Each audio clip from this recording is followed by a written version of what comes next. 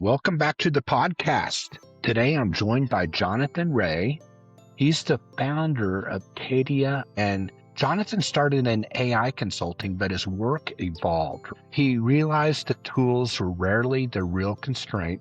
The constraint was usually clarity, decision-making, leadership, rhythm, team structure, and founder bottlenecks. And what I like about Jonathan's approach is that he treats clarity like infrastructure, something you build so growth does not create chaos. And Jonathan, thanks for being here. Absolutely. Thanks for having me, Mark. Absolutely. So let's jump on in. So you didn't start as a leadership consultancy. You started in AI consulting, right? And what triggered the shift? Yeah, honestly, the shift came from working with a bunch of clients and realizing that AI couldn't fix what clarity in the company was missing. And I think the most pivot point for me was one of my major clients, probably the biggest client I had when I was on the AI installation side. While working with them, it became very obvious to me that the problem wasn't the tools that they were using and the growth momentum they were looking for, and what they believed to be stalling that momentum wasn't at all what they thought. The leadership needed clarity, not more automation and not more tools and subscriptions and not building out their CRM or anything like that. And for me, that was the moment when AcadiaOS was born, and I moved away and shifted away from AI implementation to really specifically working on clarity as an operating system in order to help these companies find momentum and abundance. Even the word Acadia actually means the place of plenty, the place of abundance. And so for me, I look at clarity work as a way to help roadmap a company's journey towards that place of abundance, but using it as an operating system. Okay, that's great. And how did your background leading creative teams shape how you coach founders now? Yeah, that's a great question, because I actually never owned a business until this business venture. Most of the time I've spent my career on senior leadership in different organizations, from education spaces to nonprofit to for-profit spaces, and predominantly as a creative and a people leader. And I think something that you get really good at when you are working with people is spotting problems, because part of good people leadership is spotting the problems before they become true issues and helping to speak into them early. And then the creative side of my work, I have a musical background, so I spent a lot of time working in the creative and arts fields. I think that really actually began to apply in my people leadership, where when I would see an issue, the creativity side of me would kick in, and I would just dream of, what are the solutions? What could we make? What's the strategy? Almost like a song has, a verse, a chorus, and a bridge, but the pieces of music in between are the transition tools to get us from phase to phase. And I honestly started seeing people leadership in that way, of thinking of solutions and creative solutions and strategies as a way of taking people through the phases of leadership, from problem to solution. And usually once you get to a place of solution and your team is at a certain place, a new problem is revealed and the process repeats itself. So strangely enough, when I started working within the AI side of systems implementation and started moving towards this, clarity as an operating system and helping founders and business owners, all that creative and people leadership played such a huge pivotal role. And I didn't realize how much value it brought until I started seeing my clients' transformation and how it was affecting their business. And I really feel like I found my sweet spot for sure. And what were the most common hidden bottlenecks you saw in founders? I'll answer that question with a caveat, because depending on what phase the business is in, that bottleneck looks different. But I would say for founders who are in the early phase of their business, most of the time, they don't realize that what's driving their early success is really going to stall their momentum as they change phases. So early on, the owner-operator is doing everything. And really the business, the culture, everything is framed around them, right? their vision, their values. But as the business grows and we need to start adding people onto the team in order to handle delivery and client experience management and all the necessary things depending on the industry that you're in, the owner needs to move away from that operating space and create structures in order for the team to carry on the work that he started or she started, so that it becomes part of the culture. Because oftentimes in that second phase, the founder becomes their own bottleneck. And it's a game of letting go. And the hidden costs of growth and momentum, oftentimes for the founders that I talk to in that kind of phase 1 to phase 2, would be that they fail from moving from the operator to the owner seat, and they almost become their own ceiling. And they're fighting against that growth because the things that created the early success are oftentimes the things that are keeping them from the success they want in the next phase of the business. That's interesting. And it's interesting how you said it. It varies based upon what stage the business is in. And I think Yes. you're hitting a nail on the head with that, Jonathan. And from your perspective, what actually breaks first when companies start growing fast? Yeah, that's a great question. Again, it definitely depends on the type of company. But I think most of the time, specifically like within the creative fields or coaching fields or service-based businesses, most of the time the founder is really good at one thing and they struggle with the rest of the equation. Like I've heard this sentence from so many founders in my one-on-one or entrepreneurs in my one-on-one consulting. They'll say things like, I don't know how to run a business. I just know how to do video really well, or I know how to do chiropractic care really well, or I'm really good at coaching people, being a physical trainer or an arborist, right? But I don't know how to run a business. And so oftentimes what breaks is when we get to creating a lot of momentum, which is usually onboarding a lot of new clients, the schedule is getting packed, delivery becomes a big problem because, hey, I might be signing people and getting new people in my business over the phone or whatever funnel mechanism that you have. When the overwhelm starts coming in, as you look at this giant pile of work and there's a bunch of work in that pile that the founder doesn't feel comfortable with, that usually is what breaks first, is then the founder starts chasing the chaos. And rather than hiring correctly, rather than getting outside help, rather than finding clarity in that chaos, they chase everything. And then what happens is delivery gets messed up. Clients have poor experiences with them. And the team, if they have a little team, gets overwhelmed. People quit, right? Which causes more chaos. And it almost becomes this cycle, this breaking cycle. And then, I mean, I read a statistic recently of how many small businesses don't survive within the first 2 years. And I think so much of that is the chaos kind of dictating the downfall of the business rather than the founder evolving and adopting and having a sense of humility to say, I need to learn more in order to grow to the next phase, or I need to outsource things I'm not an expert in and invest in those areas. So yeah, maybe I'm not articulating it super well, but I see that as the primary thing that breaks first. Okay. What do you think? What's been your experience as you would think through that? I think what breaks first is they're not letting go. You know, they feel like if they let go, delegate some critical functions, that there's concern that it's going to cause their business to fail. So that it's that reluctance to go, right? So Yeah, 100%. And that's hard too, because when you start a business, so much of what comes after, if there's any success, is really attached to the work that you did. I mean, it's your brainchild. It's something that you poured your heart and soul in. right. And I mean, I'm in that place too as a business owner. We care deeply about what we started. I mean, entrepreneurship is not a game for those who lack courage, right? It's a hard game to play, but it is hard to let go and relinquish some sense of control because uncertainty comes in and you spend the majority of that early phase creating that momentum through control. And then ironically, the next phase is you create momentum by releasing control. But that's hard. It is. And I love the terminology that you use, operating system for leadership.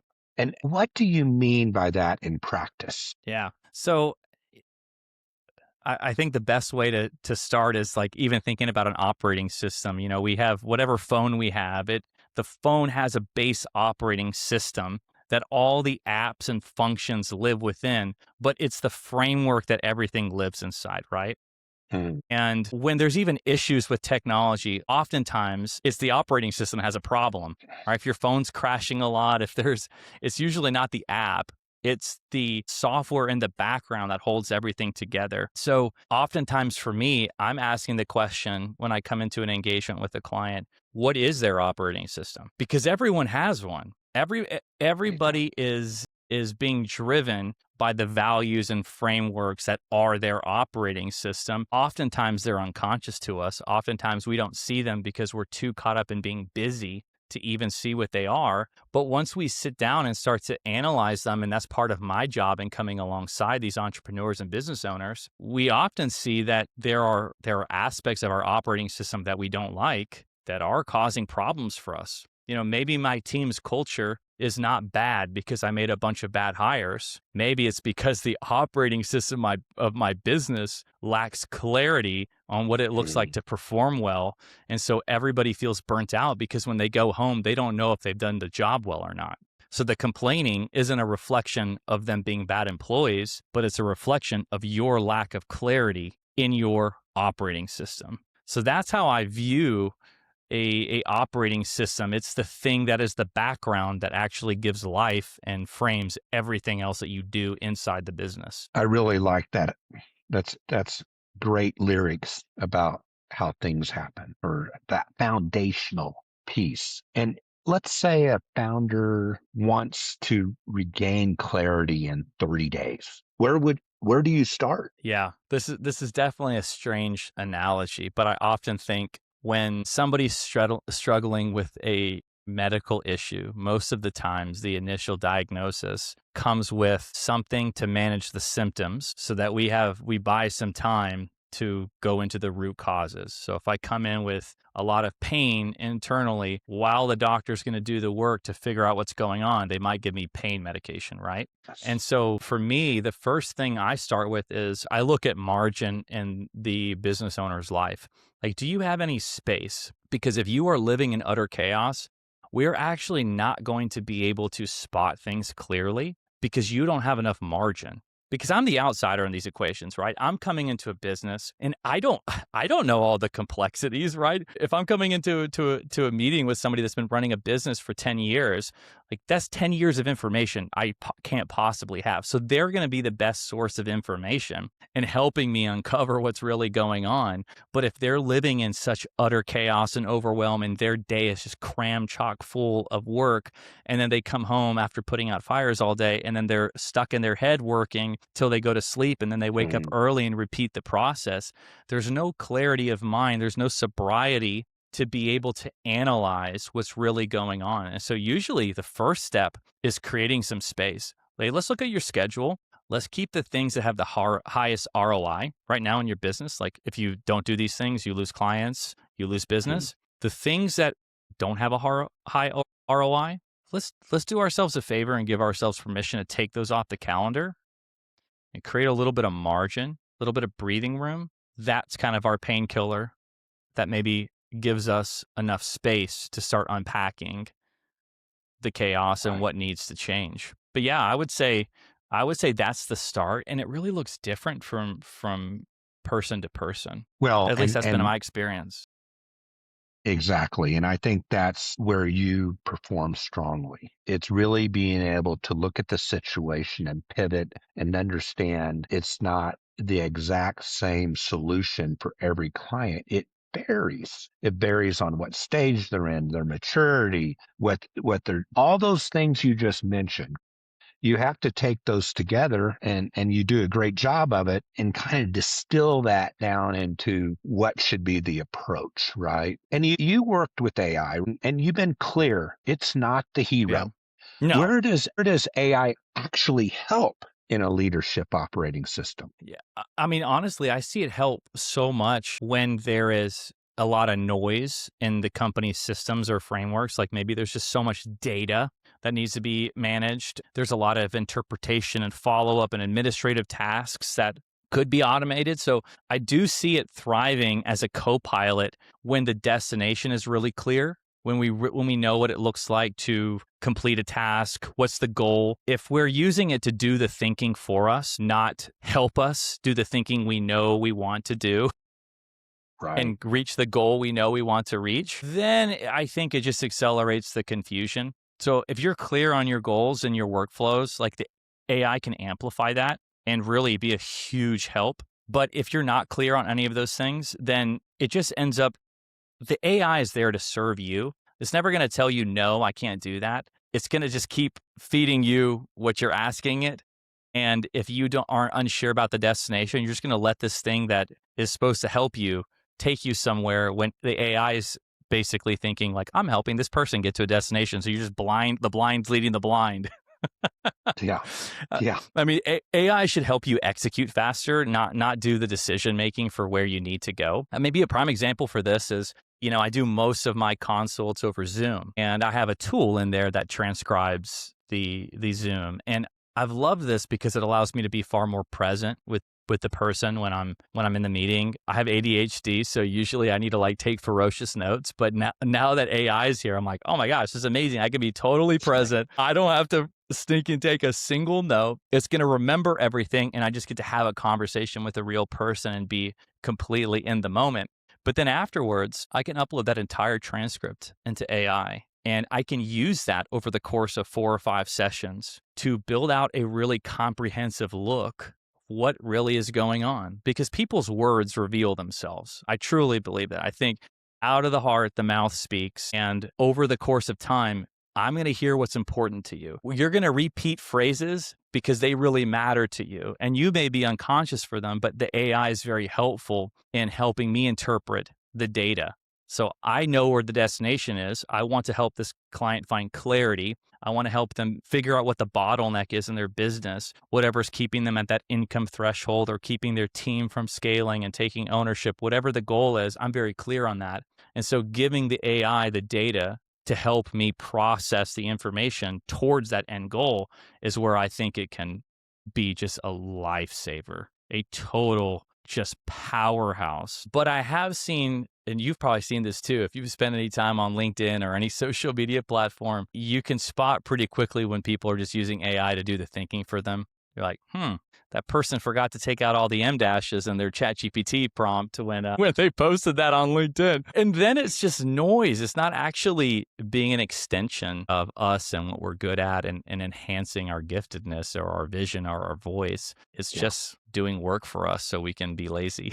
That's my controversial take. I would love to hear your opinion though, Mark. No, I think you're hitting it. And what I find too is people think they put things in like ChatGPT and they get a response and they don't really analyze that response and look at it, because ChatGPT tries, but it as humans, we still have to look at it. We still have to make sure it's conveying the spirit of what we're trying to communicate and that it's saying the right things. And you just can't take it blindly and then just start spewing it out, because that's where you lose. You're not authentic. Yeah. Right. Yeah. 100%. Yeah. Yeah.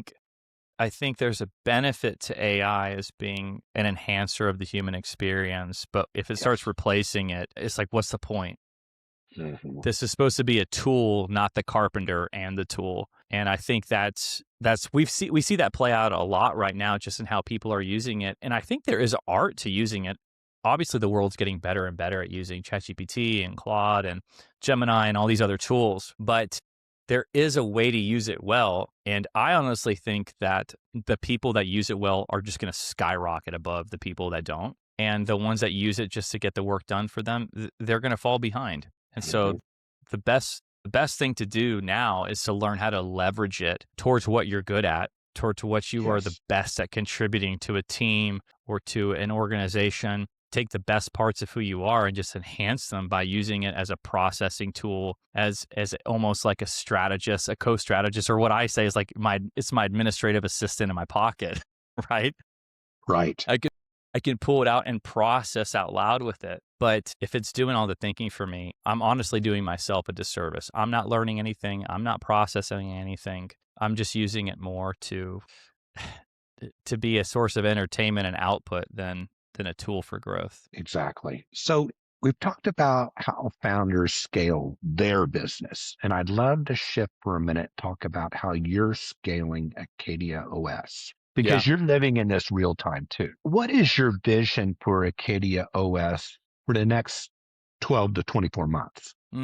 That's a great question because as I talked about phases of growth earlier, I'm definitely in phase one where I'm building a brand and I'm building a lot of the social proof of my business and what I can contribute and the transformation I can bring to my clients. So I'm trying to be really careful that I don't outpace the phase that I'm in. My dream transformation that I hope to offer clients at greater scale as I move from, this phase one where it's predominantly me to a smaller team to a larger team is to help serve business owners in a way that they leave their engagements with us having more margin, more freedom, having more clarity of vision of where they want to take their business. And I'm excited about seeing that on a greater scale. I'm still dreaming for what that could look like as far as some goals that are in place. One lesson I'm learning though right now is not to scale too quickly.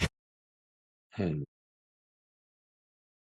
My schedule is packed right now. And by just looking at my schedule, I thought that was a sign that I was moving into a new phase. But I learned very quickly that that may not be the case. I actually tried, as I look at, one-to-one consulting, the next phase can't be my time in one-on-one environments. I have to be able to scale beyond that where I'm creating curriculum or I'm moving to group formats. And so I actually tried to introduce a group format right within this last week. I wrote an offer out. I started to give this offer to some prospective clients, and they were not ready for that. They wanted one-on-one consulting right now. And Hmm. so I actually missed out, I think, I put off a client or two because I offered them an offer they didn't want because that wasn't the stage that my business was in. That wasn't the correct phase. And my takeaway, especially after working with my own business coach and processing, was that I need to scale at the pace of real demand, and progress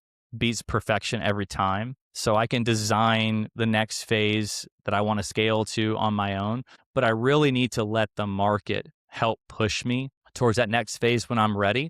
And so even in my mind, I've set up some revenue goals. I say, hey, when I get to this phase of revenue, then I know I'm ready to move on to the next stage of growth. But yeah, I think even for me, there is a learning curve because there isn't an exact perfect strategy, roadmap, framework for how to scale a business. In some ways, the demand helps dictate when that time has come. And Jonathan, I love that phrase, progress beats perfection. Because that's where people can get into analysis paralysis, where it's got to be perfect. And you just described that you tried a tactic where you thought, well, let's try this, right? And that's where growing occurs. It's about trying things. And it may not be a win, but you tried it, you learned from it, and you'll go after something else. And that next time could be a home run. So I love that progress beats perfection because I've heard that phrase several times this week. So that's really awesome that you just said it because that's been resounding with me too. So I love thank you. that. That's Yeah. good. Honestly, that sentence is probably the hardest for me.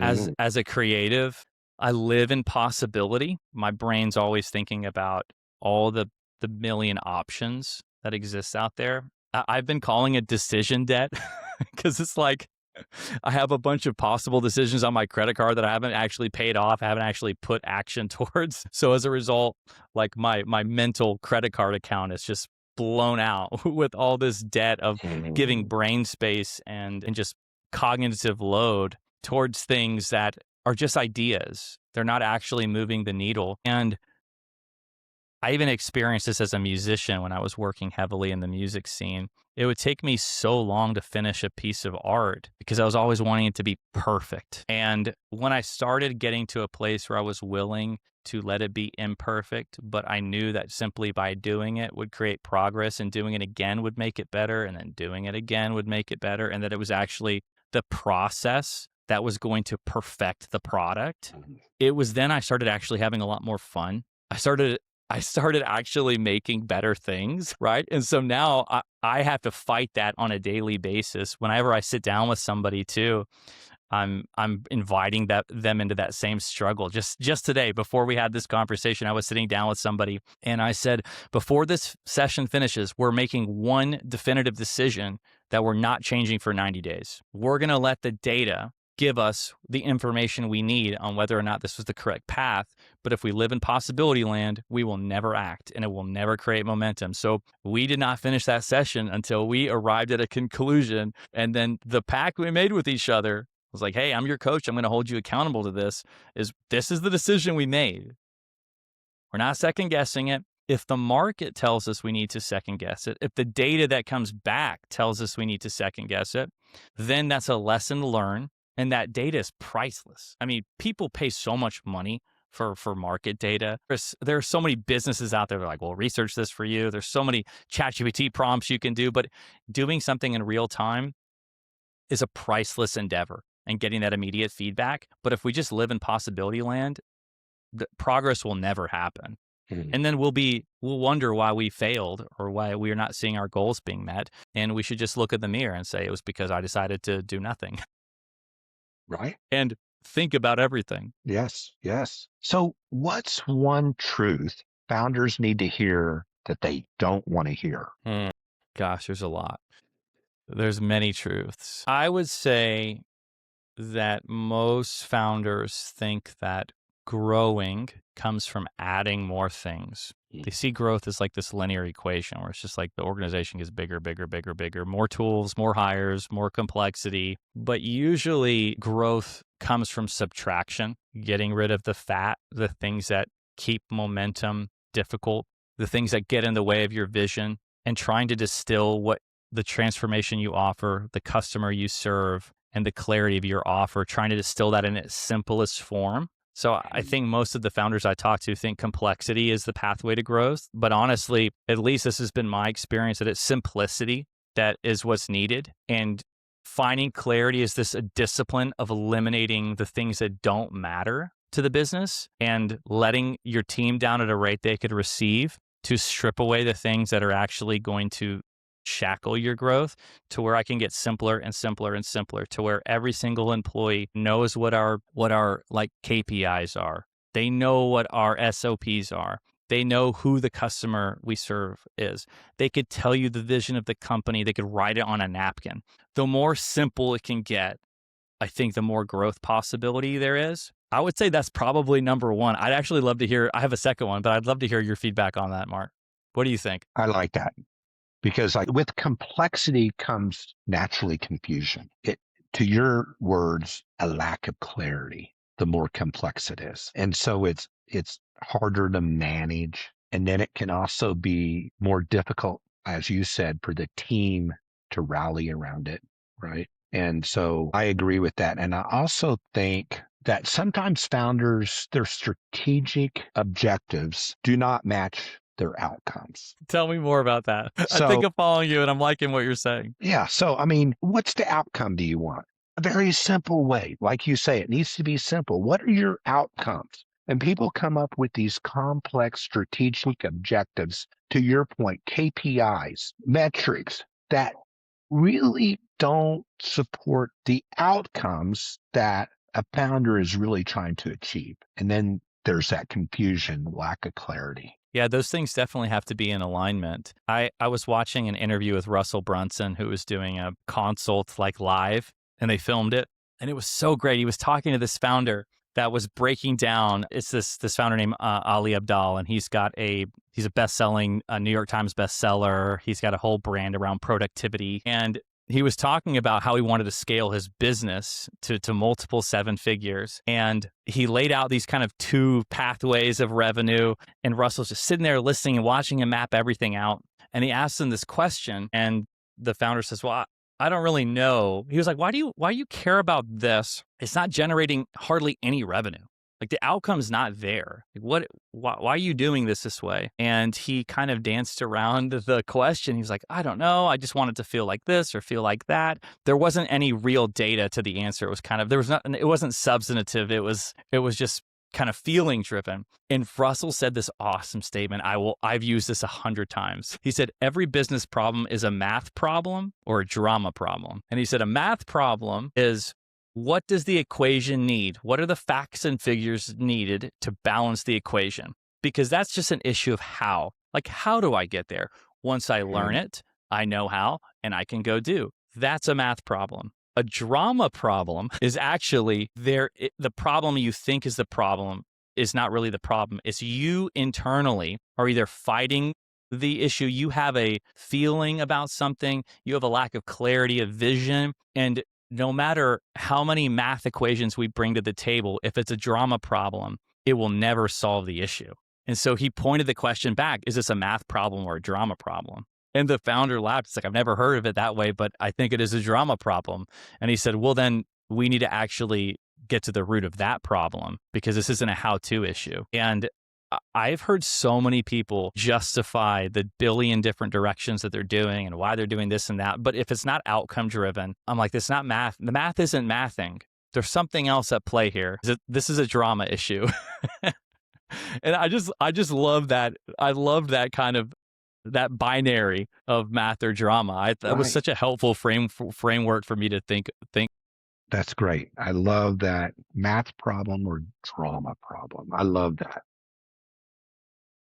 Yeah. I would say too, I would add, if you don't mind, one more thing that I think founders need to hear is stop justifying the value of your product based on the features that you offer. Like, stop selling the process, sell the transformation. Almost everybody I talk to in the service-based industry, creatives, coaches, when they give an offer, there's like 500 things about the process that seem to justify the price. And I'm like, the customer doesn't care about any of that. Like, if I go get a plumber, I don't care what pipe they're going to use. I don't care what tools they're going to use. I don't care. Oh, I learned this in plumbing school. And let me tell you, none of that matters. What I want to know is, can you fix the pipe? Yes. Sell the transformation that you offer. Stop selling the features. Stop telling the entire process to the customer. You're not only boring them, it kind of feels like you're compensating and you're making it more complex. The more simple you can make it, the easier it's to understand, and simple sells. People just want to know the answer to their problem, and you offer it, and then the rest can be taken care of. And the great thing about that is when you don't mention the whole process, you can change the process and still deliver the deliverable, right? Yes. If you put down, you're going to do this many hours with me, guess what? You're locked into that. Mm. Just sell the transformation. This is what I'm going to offer. Hey, if you spend $10,000 with me, I have a proven record of helping you unlock another $100,000 in your business. Here's just a brief overview of what that would look like. We'll do some one-on-one sessions. We have a community. We have some modules for you to learn from. We have a roadmap. We're going to do an onboarding call. And then that's it. We don't need to talk about how many, all the modules. And then let me tell you about these 500 things. Just don't do any of that. Stop selling features. Just sell the transformation. Make it simple. Jonathan, you're spot on. Selling the transformation. I like it. And if we have a listener that's feeling stuck and overwhelmed right now, what's the first move you'd recommend? Yeah, I think I'd go back to my first step with most founders is, where's the margin in your life right now? Do you have space to even process what's the root of the overwhelm? Like, those feelings, anxiety, overwhelm, chaos, those are all fruits of a tree. And we want to trace those fruits back to the root. But if we don't have space to do that, then we're just going to keep living in it. And so that's where I would start first. I would say, why don't you take a Saturday and get the phone out of your hand and sit and process? I know it sounds like woo-woo, it sounds dumb, but the problem that I found, by the way, when I tell people to do this, they get really anxious. They really do. Like, I have seen people get like shaky. I used to do this with teenagers when I worked in education, and I've literally seen teenagers cry at the idea of sitting down for 2 hours in silence. There's something in us that struggles with the idea of simply being present without the distractions. And I think for anybody that wants to take a step towards clarity in their life, to being able to see the whole picture, quieting the storm looks like getting out of it and giving yourself enough space to see what's really going on. I think if your business is in a place where you're struggling to grow it, going and sitting and thinking about it, saying, okay, I'm going to process this problem. I'm not going to be drowning myself in entertainment or making myself feel good because I feel busy, but busy doesn't equal productive. I'm going to give myself some presence of mind by slowing down and finding margin. That's often the best first step. And it's amazing too how pursuing that margin actually overflows into your team and your business. I try to model this, really try to practice what I'm trying to teach people. And for me, it affects how I sit down with people. When I have the presence of mind to look at this situation without feeling in a rush, without feeling overwhelmed and anxious, I see things differently. And so I would say that would be my first step recommendation. Even though it sounds basic and simple, I mean, again, sometimes the simplest things are the things that we need to do the most. We want to make it complex. Yeah. Why do you think that is? That's a great statement. Okay. We want to make it complex. Why do you think that is? Because when you're in the trench and you're in the middle of all of it and you're overwhelmed, it has to be complex. I think that's what we think. And I think what you're saying is great advice. Maybe get out of that trench. Maybe sit there and without distractions or any external influences and really just think and reflect. And I think that gives people, a great perspective. I also think, just maybe it's getting out of the house and going for a walk in nature and just not having any distractions and just and maybe sitting down on a bench or something during the walk or something and just really doing that reflective thinking. And Yeah. you just have to remove yourself from that trench and that chaos. Yeah. I think being busy makes us feel like the chaos makes us feel like we're in control. The busyness makes us feel like we're accomplished. We're doing things, right? I'm moving things. I'm doing this. And there's almost a sense of it makes me feel like I'm in control of my life, and pausing and reflecting and seeking the wisdom of others and humbling takes the control out of my hands, which is actually the best place to be because it's a facade anyways. You're not really in control of your life. There's a billion choices happening around you that are affecting your world, that are contributing to your life. It's not all in your hands, but I think busyness makes us feel like we're in the driver's seat all the time. And I truly believe it's like in the letting go that we receive. And part of that process looks like physically letting go. Let me stop holding on to everything. Let me stop endlessly scrolling and checking every email and putting out every fire. Like, unless you're an ER surgeon and there's somebody on a table dying, like, you can afford to take a little break to find some margin and clarity in your life. Like, if you're a brain surgeon, okay, yeah, don't leave your job in that moment to go on a walk. But if you're not doing that, if you're one of the select many that is not a brain surgeon operating on a person on a table, that's part of the process of letting go, of surrendering yourself, of being able to have enough clarity of mind by stop trying to own and control everything. And busyness, I think, is one of the greatest tools for control. And it's this vicious cycle because busyness takes away all of our margin, which makes us feel anxious, which then we medicate that anxiousness with more busyness because anxiousness is worrying about the outcomes. What about this? What about this? So that inspires more control. And then we literally do this loop. Yes. And then if you're a people leader, do you know what happens? That is taught through your behavior to your team. You will not replicate in your culture something that doesn't exist in your DNA. If you want to be a leader of people, live the life that you want that culture to be indicative of. Live the values that you want to be celebrated in that team culture that you want your teammates to carry on, and watch how quickly that becomes a part of their way of life. If your team's culture is something unhealthy, I would ask you to go look in the mirror and say, do these live inside me? Is this a part of me and my inner workings? Because we often catch and we often respond to what my leader is. Like, they set the pace. And so I think a big part of creating a different path, a healthier path, it looks like sitting down and actually breaking that cycle. Wow. Jonathan, this has been a great conversation. It's been insightful, grounded, practical, and honestly refreshing. So Well, thank thank you, you. Mark. Yeah, Yeah, it's my absolutely. pleasure. Yeah. And if anyone listening wants to learn more, Jonathan, how should they reach out? Yeah, I think the best thing would be probably my social media platform. So my Instagram and my LinkedIn and my YouTube are all at Jonathan David Ray. And if you go there, you'll find me and shoot me a DM. You can also shoot me an email at jonathan@acadiaos.com. I'd love to connect. And I love actually having conversations, even if they're not leading to paid engagements. If I can help sit down with somebody for 5 to 10 minutes, like that's an absolute joy.